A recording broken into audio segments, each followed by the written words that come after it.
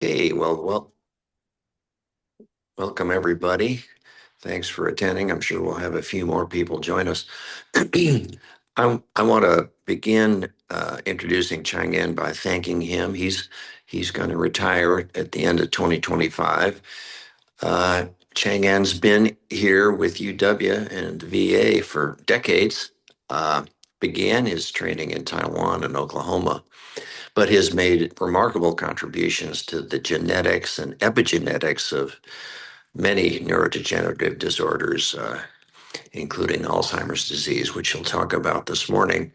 But I wanted to take this opportunity to celebrate Chang-En and to ask his pals at the VA to say a few words about Chang-En, Brian, Tom, and others.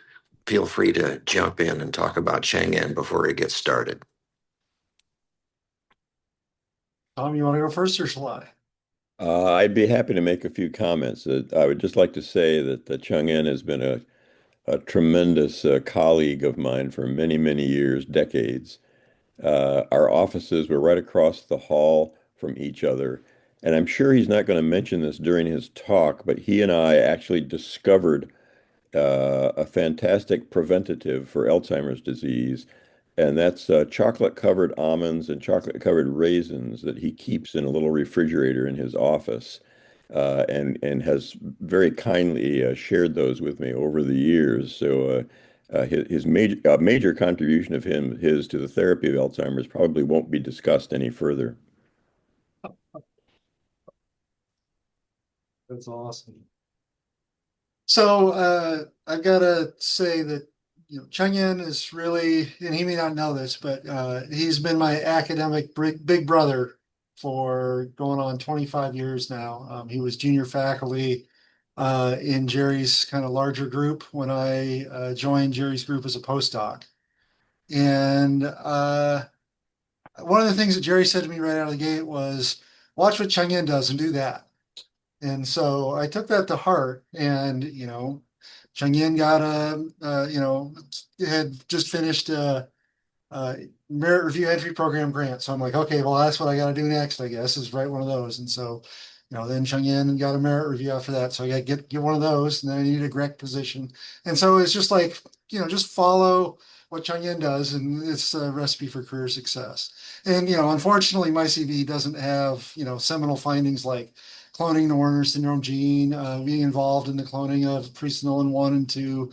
There's some really heavy hitting early impact in the genetics. And obviously, that's a team sport, and is the junior member of Jerry's kind of faculty group there. He probably didn't get some of the recognition, but clearly Dr. Bird and Cheng-En were you know part of that team that made such an early impact in genetics, really kind of built a foundation.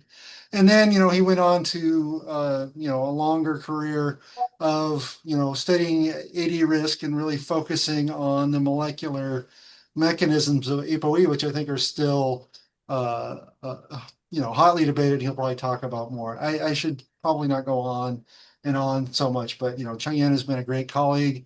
The guy next door now, my office is right next to his, but really set me up well just to succeed in this VA system, which is a little hard to figure out sometimes. So thank you, Chung Yun. Thank you for the nice introduction. Thank you. I'd like to say something too. Chang-En's also been my neighbor for 16 years since coming here, and he's been a very good neighbor. The parties, he keeps the sound down, that they aren't too wild. Somehow he got rid of his yucky carpet and replaced it with wood floors, so that was impressive. He's not only a great scientist, and as we all will soon see, a really impressive speaker, but he's also a really warm human being, and I count him dearly as a friend and a wise person. And Brian, I'm going to take your advice and follow Cheng-En and see how he does this retirement thing. So good luck to you, my friend. Thank you, Bill. Okay. So thank you for the kind introduction. Good morning, everyone. Thank you for coming. So today, I have been working on the genetics of Alzheimer's disease for the past 30 years. So today, I am going to give you a mini review on this topic. First, let's take a look at what's the impacts of genetics in human health and diseases. Genetic variants represent discrete molecular determinants that may be benign or pathogenic, modulating disease phenotypes. Identifying disease-associated genes reveals pathogenic mechanisms and inform precision therapeutic development. Genetic testing enhances diagnostic accuracy and refines disease classification. Genetic risk detection supports lifestyle adjustments and reduce susceptibility and promote disease prevention. Integrating genetic profiles with treatment strategies enable targeted therapies and advance precision medicine. So today's talk, I will cover 3 parts. First, discovery of Alzheimer's disease genes. Second, translating AD genetics into therapeutics. Third, what lies ahead in the genetics of AD. This slide represents the timeline of how AD genes were identified. First gene, APP, identified back in 1987 through linkage analysis. And also at that time, researchers already known the Down syndrome subjects they have higher risk of developing AD, and Down syndrome already been mapped with translocation on chromosome 21. So with both analysis information, start to narrow down the mapping and mutation analysis identified at APP. Next, 92 identify ApoE through linkage analysis. This gene has 3 common variants, E2, E3, E4, and E4 is enriched in AD.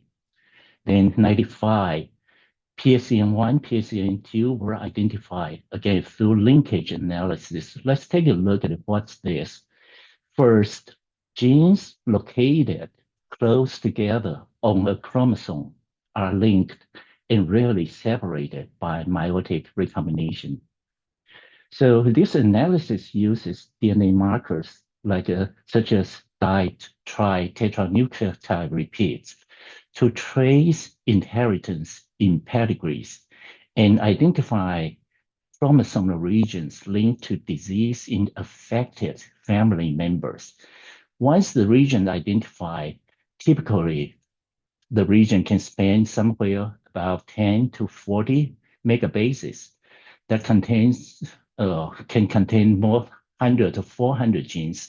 So even the specific region is identified, still a lot of effort has been put in for the gene mapping and mutation screening. So as we can see, because these genes were using linkage and pedigree, so they are more or less associated with familiar or early onset AD. And from this point on, the gene identified are mostly associated with sporadic or late onset AD. Because of the previous successful track record, researchers were excited about, thinking there must be lots of genetics involved in AD. So starting from 93, another phase of research is kicking in. That's a candidate gene approach. This approach, researchers select candidate genes based on their presumed biological roles in the disease, then detect genetic variants through mutation analysis. After that, assess genetic variants through case control studies by identifying those more frequent in affected individuals than controls. However, this approach proved largely ineffective, yielding confusing and unreliable data for AD research. As you can see, one obvious reason is the starting point is based on educated guess to select candidate gene. And then at this early stage, the case control studies usually collect only a small sample size that can easily be skewed. So that's why this approach is very ineffective. Then starting from 2009, the maturity of SNP array make the genome-wide association study become a standard at that time. Later, in 2012, because the cost dropped down quite a bit, next-gen sequencing become a gold standard for gene identification.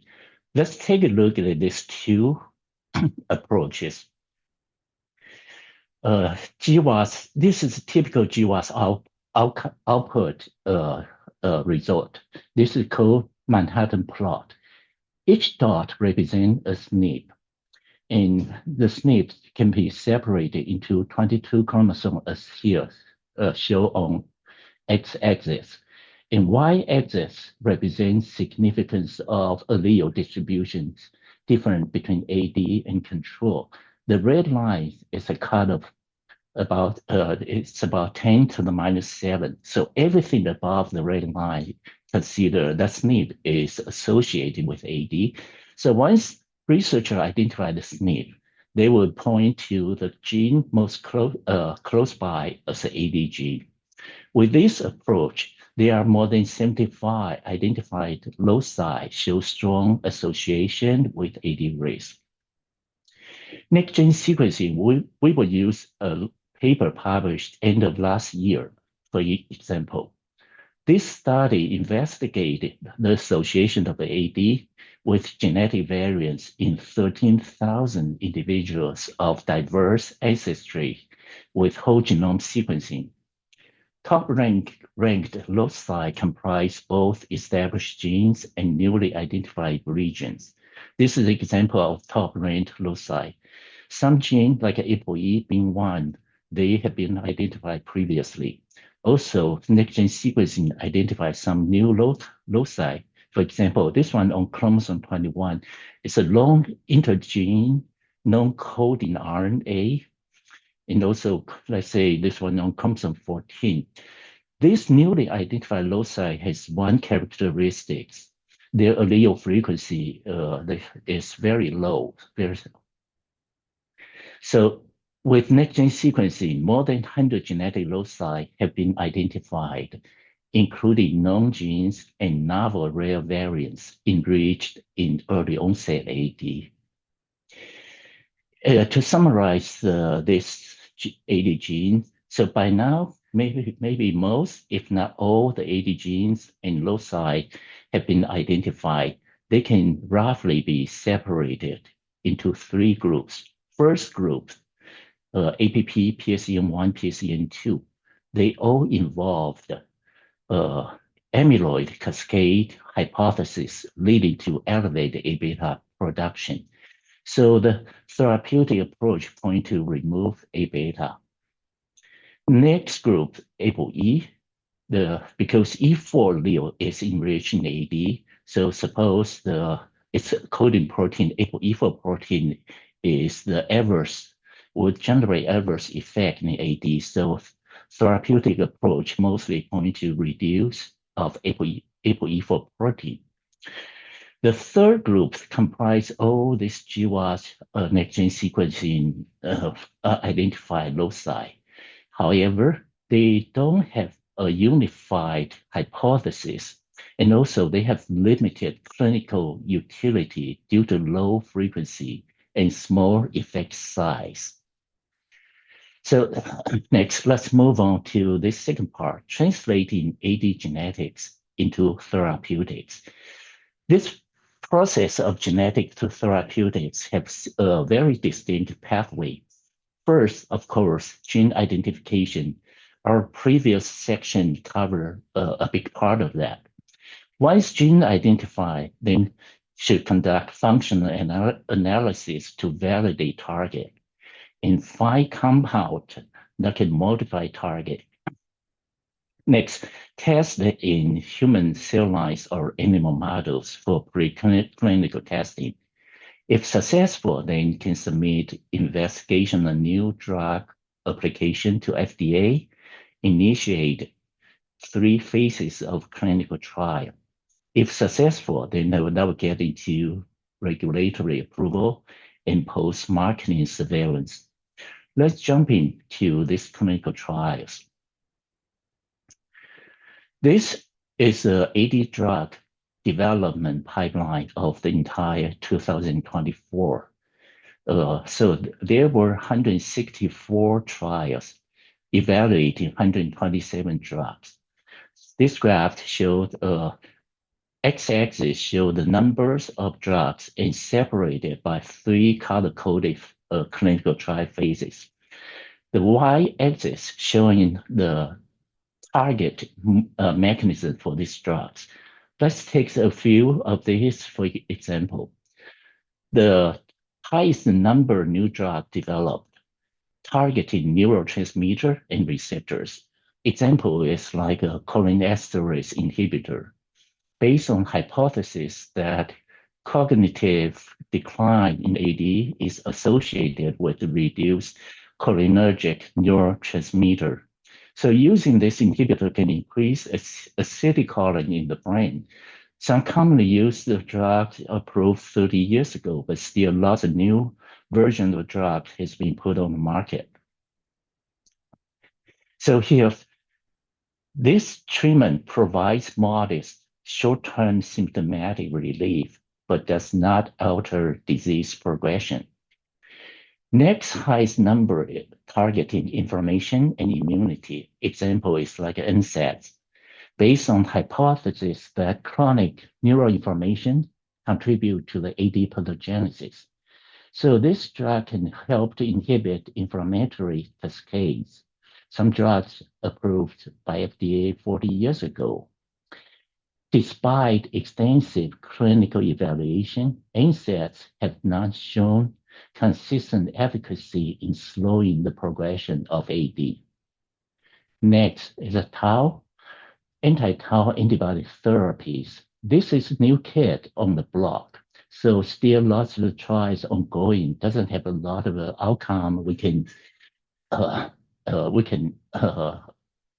at it currently. But somehow there's something worth pay attention to is the tau and plaques and tangles are a hallmark of AD brain. And this tau protein is produced by a gene called MAPT. MAPT genetic association signal has been linked to TDP17, PSP, CBD, Pick's disease, but never connected to AD. So we can see more than 50% of these newly developed drugs actually target or focus on controlling symptoms rather than altering genetic causes. But if we want to zero down to genetic causes, next one actually fit is anti-amyloid therapies. Robust genetic evidence from APP, PSEN1, PSEN2 supports the amyloid cascade hypothesis in AD. So use this antibody reduce amyloid plaque in the brain is the direction. For the past few years, we all heard a few high-profile clinical trials on this. Let's look at the outcome. So first, FDA-approved anti-A beta antibodies delivered through IV infusion aim to facilitate A beta 42 clearance and stimulate microglia-mediated immune response. These therapies hold promise in reducing plaque and slowing cognitive decline, but they do not stop, reverse, or cure AD. Then area, that's amyloid-related image abnormalities have emerged as adverse effects. including cerebral hemorrhage and edema. On top of that, ApoE4 carriers exhibit elevated area risk, likely driven by neuroinflammation, immune dysregulation, blood-brain barrier impairment, and amyloid angiopathy. So this is like a catch-22 because E4 is the best predictor for developing AD, but E4 carrier are the worst, have the worst outcome with this treatment. So a lot of this clinical trial currently start to shift attention, focus on the E3 carriers. But what's going on here? Seems like an elevated A beta 42 is implicated by AD genetics as a central etiological factor. But after this clinical trial, it showed that removing A beta 42 fails to improve function and may induce adverse effects. There seems to be a disconnection between genetics and therapeutics. There have been several explanations being for this has been proposed. Let's just look at one of them. For example, the preclinical testing. Early stage AD drug development depends on preclinical models, both in vitro and in vivo, that mimic core pathological features, supporting target identification and evaluation of therapeutic safety, efficacy, and pharmacokinetics. Invertebrate models provide mechanistic insights, but have limited translational relevancy due to their evolutionary distance from mammals. Transgenic mice carrying AD-associated genetic variants remain the primary preclinical models for elucidating disease mechanism and assessing potential therapeutics. So what's the reason for loss in translation? Turn out there are limitations of preclinical mouse model for AD, especially the disparities in quantitative, qualitative, temporal, and context-dependent levels. Here, we compare the human with two commonly used AD mice, J20 and 5XFAD. So there are three pathology plotted. Red represent A beta, blue line tau, and green line cognition. If we look at the accumulation of A beta in FAD cases with APP PSEN mutations are in their 40s and 50s. In AD mice, is equivalent to 4 to 8 years old of humans. Also, this AD mouse model, they do not have tangles, and they don't have atrophy with modest neuronal loss, lack of mixed neuropathology observed in human. So even with the A beta antibody can show reduction of A beta burden on this model and can demonstrate both safety and efficacy. But this model capture only a simplified form of AD pathology. And also this model are strictly under controlled conditions, which is different from humans. If we look at this, we can also see differences that human brain can cope for decades with the genetically driven accumulation of the A beta. Most likely, additional factors like age or epigenetics may be essential for AD initiation. In this age in epigenetics, they are species specific, cannot be easily replicated in animal models. So back to this summary table. The first group's approach removing A beta clinical trials show they do not improve function and also present area as an adversary. The third groups, they have limited clinical utility due to low frequency and small effect size. So that point to the second group, the ApoE, seems to be a really good candidate for AD drug development, right? Let's take a look at ApoE. It's only 4% from last year, and it's not all 4% target ApoE because half of those are targeting the lipoprotein receptor. So ApoE only half of it. You would think, okay, anti-ApoE therapy should be fairly straightforward. For example, by reducing ApoE4 protein can downregulate ApoE4 RNA expression, stabilize or neutralize ApoE4 protein with small molecules or antibody. Another direction is modulate lipid metabolism, can modify lipid binding, transport, and uptake in CNS. But however, ApoE pathways diverge significantly between humans and mice. For example, mice carry only single isoform, roughly equivalent to E4, and lack the microenvironment required to support E2, E3, E4 driven physiology. Also, in the CNS, humans exhibit slower cholesterol turnover and distinct myelin and neuronal lipid profiles compared to mice. So this animal model will still have the limitation and can generate translational gap quite a bit. That's why it's hard to use for any this classical pathway to develop therapeutics approach for ApoE. But then if we look at from genetic point of view, look at the effect size, especially looks at odds ratio.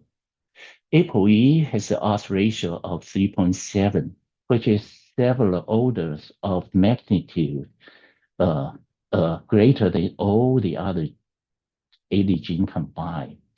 That means ApoE and Alzheimer's disease through genetics, there's a really strong tie between them.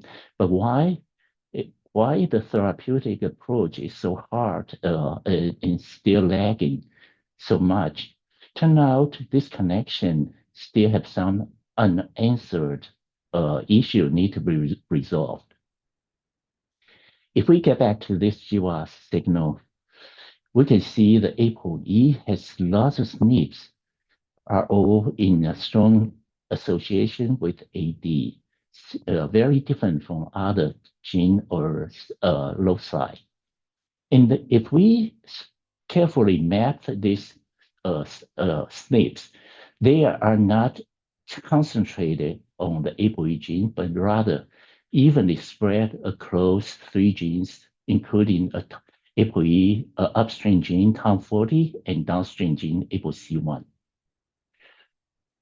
So back in early 90s, when during the search for ApoE and mutation analysis, lots of these genetic variants have been identified, but 2 of them they located inside the ApoE exon 4 caught attention because these 2 SNPs also change amino acid. During that time, the whole research is pretty much protein-centric focused. So anything change protein would immediately become a focal point. In these 2 SNPs, their allele combination can separate into 3 different variants, E2, E3, E4.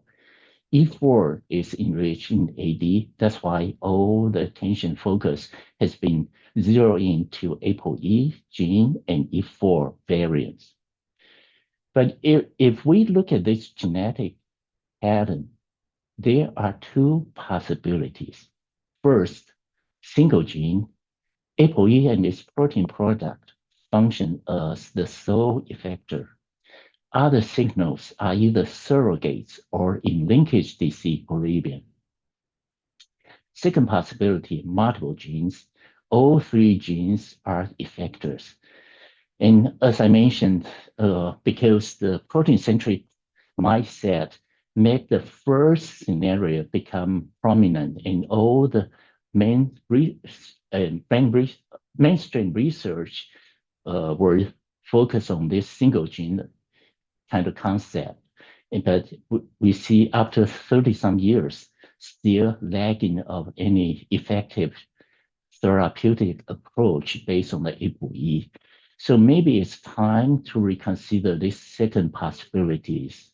So our lab actually took this approach about 7 or 8 years ago. But if we are going to go after this scenario, this hypothesis, that means we are swimming against the current because all the mainstream research was focused on the first one.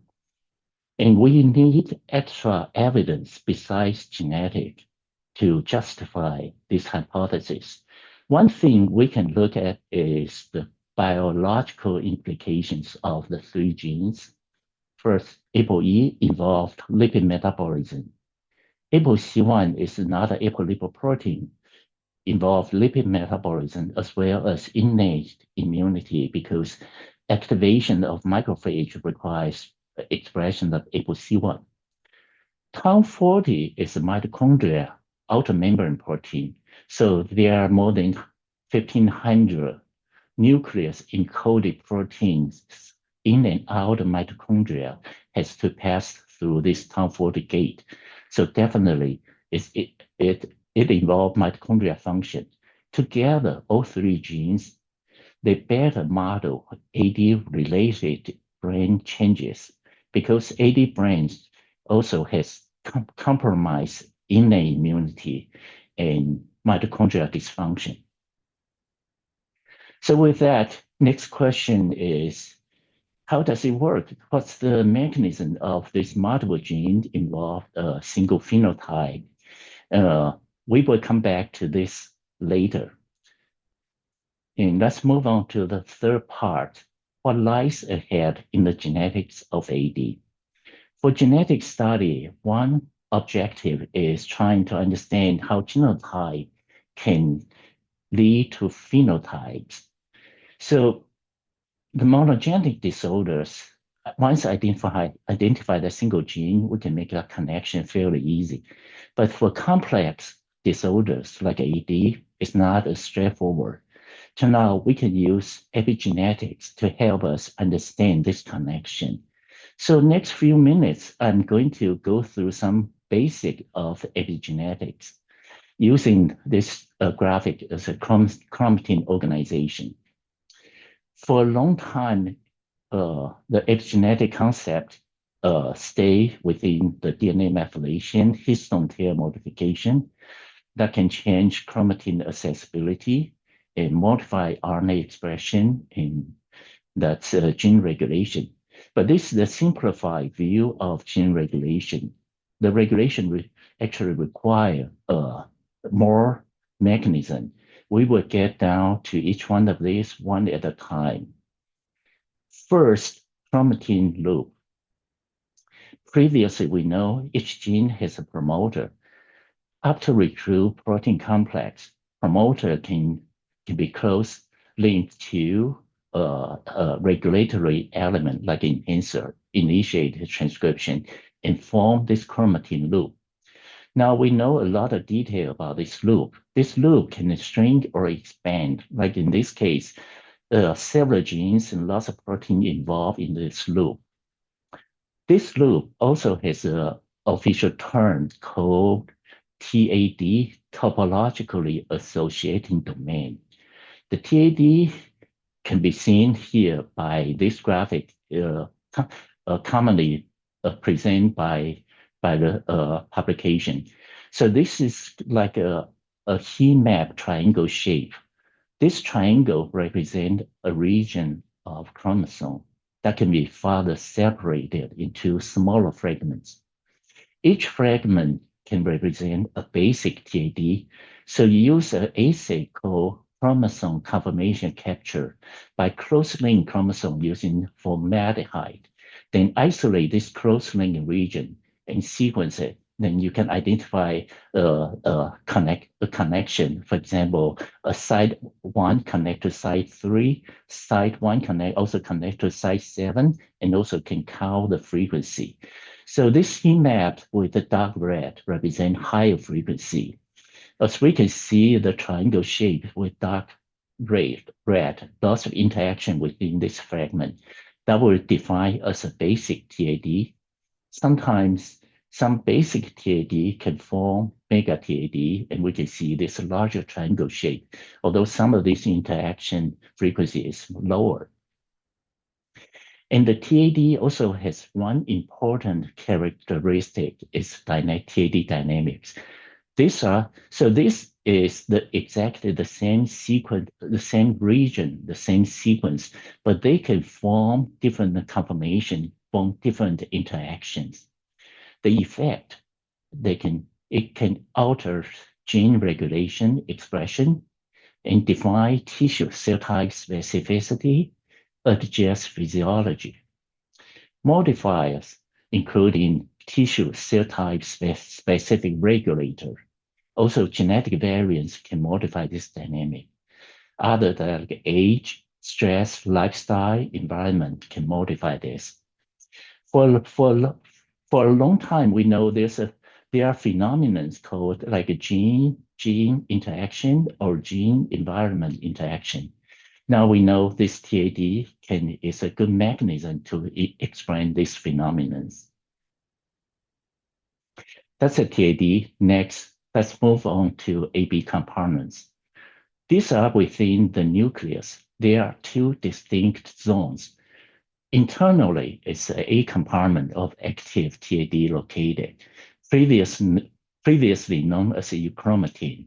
So spread out this nucleosome allow proteins to come in to bind, for example, promote or initiate transcription. Another zone called B compartment, closer to the nuclear envelope, previously known as a heterochromatin. It's a compact nucleosome, so it's a downregulated gene. So it is the chromosome move in and out, these two zones actually initiate either upregulate or downregulate the gene. So just recap the whole thing based on their scale. First, DNA methylation, histone modification can lead to chromatin loop formation in interaction. Change that, and also modify TAD dynamics that determine relocation of AD compartment, that determine either up or down regulation of RNA. So that's a more complete information of gene regulation. It can also be considered as a epigenetic 2.0. Give another 5 years, there'll be more detailed mechanism being mapped out. Possibly it can lead us to 3.0 of epigenetics. The whole thing also has an interesting name called 3D genomics. So why are these details important? Turn out this extra mechanism pathway can provide a way to regulate the gene, and that can be implemented into the therapeutics approach to address disease. So previously, we started at this slide asking what's the molecular mechanism that involves all three genes can evolve into the same disease. Turn out it can be explained by chromatin loop and TAD. This is the example data extract from UCSC genome browser of the Hi-C track. And this Hi-C track is used chromosome conformation capture of whole genome. And we just show here on the ApoE locus 3 genes. And previously, we mentioned about this dark triangle shape and larger triangle shape as a basic and mega TAD. Here, exactly, the gene itself has lots of interaction within the cell, also interact with adjacent gene, and then the whole region show some interaction, possibly a mega TAD formation. So this data also has other independent data to support. For example, this study by Newton, they look into human glial cells and neurons and identify this connection, chromosome connection. The main region is ApoE 5'. This is the promoter region. Previously, we showed that promoter has to be interact with the enhancer to be able to initiate transcription.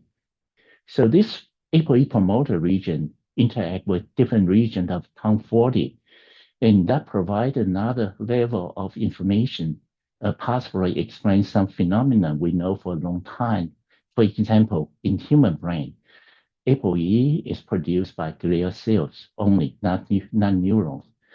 Neurons only produce ApoE under stress conditions, so possibly the neuron under stress will start to form connectivity like a glial cell in order to start produce ApoE. Our lab also use the technology chromosome conformation capture, identify connection of ApoE promoter, except we further narrow down to a critical enhancer region located within the TOM40 intron 2 to intron 4. Besides, we identify another connection, it's ApoE exon 4 to ApoC1 promoter. Because ApoEX4 harbor this E2, E3, E4 variants, so we ask a question, can the E4 variant alter chromatin interactions and subsequently modulate ApoC1 gene expression?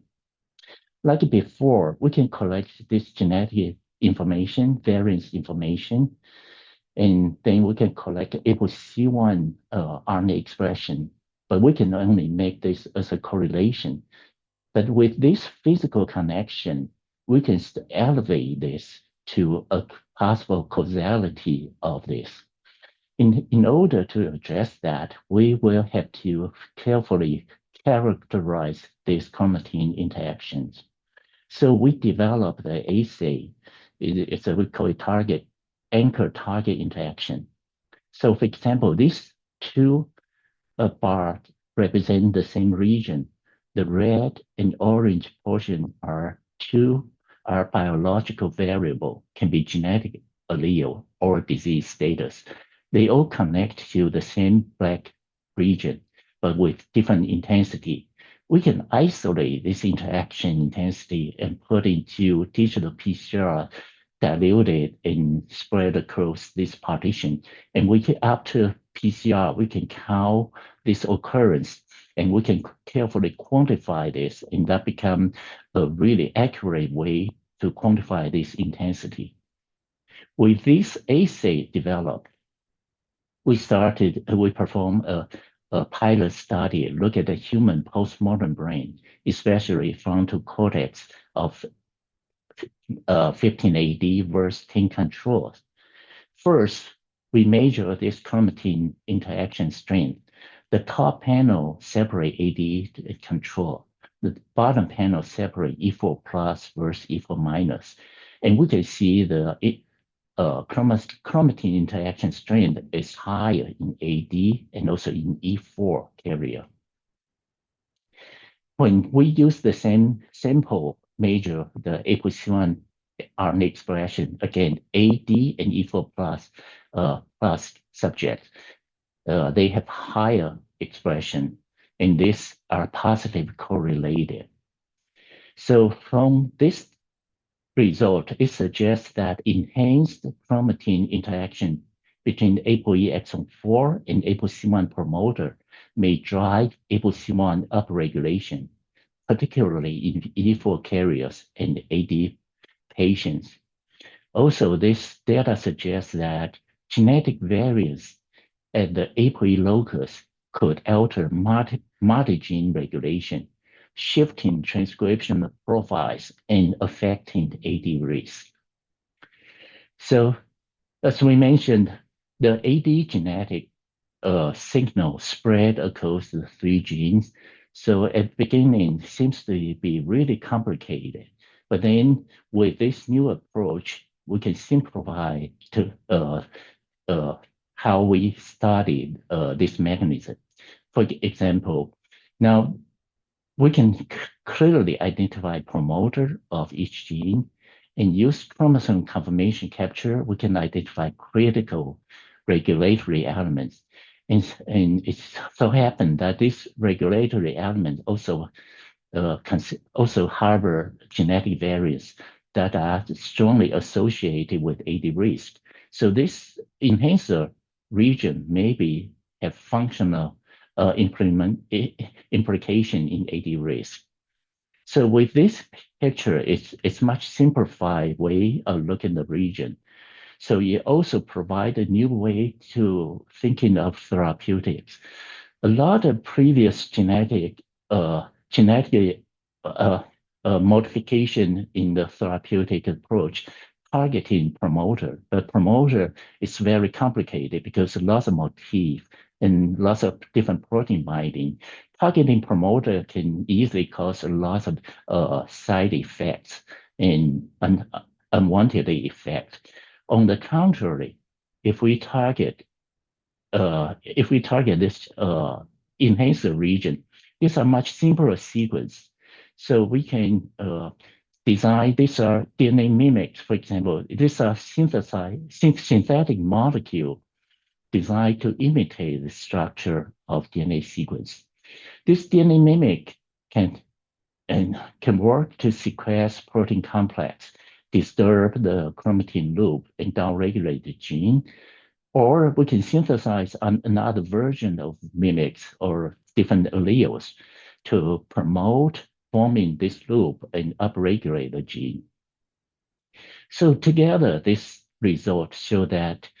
our results show that the three genes at the AP locus are co-regulated within the 3D genome, potentially driving AD phenotypes and explaining the region's strong association with multi-genes related SNPs. Also, it provides a new direction, use genetic control of gene expression by modulating quantity because introduce the gene DNA mimic, we can either up or down regulate the gene. Quality, target on single enhancer or multiple enhancer with multiple DNA mimics, we can control multiple genes. And timing, these DNA mimics are much easily to be introduced at different timing or target different cell types. So this kind of control may restore locus balance and support novel AD therapies. These results are generated by a wonderful research team of my lab, and also with several research support previously. So today we bring a concept of 3D genomics. Seems to be really complicated. Yes, no doubt. These are like a lot of interconnected gears with lots of was very tedious complicated system. These gears work together to maintain function of a single cell and maintain system biology. Sooner or later, some gears will break. The reason, genetics is one of the big reasons. It's like a building material. When you have aluminum, iron, steel, or titanium, sustainability is going to be different. Aging, wear and tear. Lifestyle, environment, if introduce constant stress, is going to accelerate breakdowns of some gears. There are also other reasons for that. So today, we went through genetics of AD. Maybe most, if not all, AD gene loci have been identified so far, but still lagging of effective therapeutic approach for AD. So some AD genetic researchers start to shift gear attention to another area, its resistance. One example is the familiar AD. Within familiar AD category, they are affected subjects affected subject carry mutation, for example, PSEN mutation, but their onset, disease onset, instead of 40, 50s, can be delayed until late 70s. So it must be their genetics have something to help them cope with disease onset. Another direction is resilience. Example is, for example, is some subjects, the brain has plaques and tangles, but their cognition is normal. They can live past 90 years old with good cognition. So a lot of those can be, some of these carry extra genetic factor can help them, but some resilience can also be uh, contributed by lifestyle and environment. We know reducing dementia risk. There are practice we can do, for example, constant physical activity, healthy, normal, and balanced diet, and also cognitive improve can help reduce the risk of dementia. Those are all epigenetics. So together, this can be look at extra gears. These extra gears can start to bridge the broken one and keep the function going. But again, the whole system is very complicated. It will be hard to use educated speculation to pinpoint to address this. So I think what's coming next will be using AI assisted research. For example, sit through all the single cells multi-omics to identify hidden relationship and identify critical insufficiency. That will help us understand where, when, and how to insert these extra gears. Also, another AI-assisted research can be focused on repurposing drugs, bypass the tedious and expensive drug development pipeline, possibly can help us jumpstart, identify some more effective therapeutic drugs. So if we can accomplish that, then we can use those approaches to address other aging-associated disorders. That would lead us to more precision medicine and personalized healthcare and accomplish the ultimate goal of healthy aging and longevity. And that's our goal of this division. Okay, I'm going to stop here and I'm going to take some questions.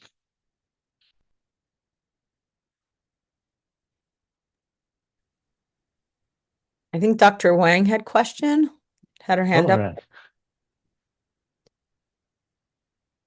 Where'd she?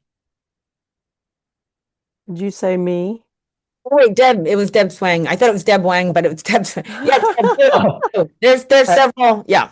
hi, Too Debbie. many of us. So, thank you so much, Chang-En. As usual, you have made the complicated talk always much clearer and spot on, and I really appreciate your graphics and everything. Okay, so I'm gonna miss you. All right. I'm But going to miss you too. yeah, that's not my question. Okay. Okay, thank you.